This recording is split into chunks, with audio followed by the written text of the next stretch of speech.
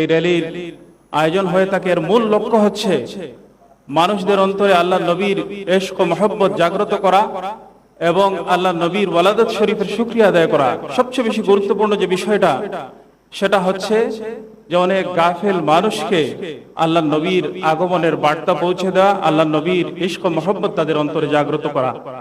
আমরা দেখি তালামিযে ইসলামিয়া সেক্ষেত্রে অনেকটাই সফল হয়েছে ইনশাআল্লাহ। সম্মানিত সুধী, আপনারা সকলেই জানেন যে আমরা আমাদের নবীর মাধ্যমে আল্লাহকে পেয়েছি, আল্লাহকে চিনেছি, আল্লাহর দ্বীনকে পেয়েছি, আল্লাহর কোরআনকে আমরা পেয়েছি। সুতরাং মুমিনের জীবনের সবকিছুর কেন্দ্রবিন্দু হচ্ছে আকা মাওলা তাজদারে মদিনা রূহে ফিদা হযরত মুহাম্মদ মুস্তাফা সাল্লাল্লাহু আলাইহি ওয়াসাল্লাম।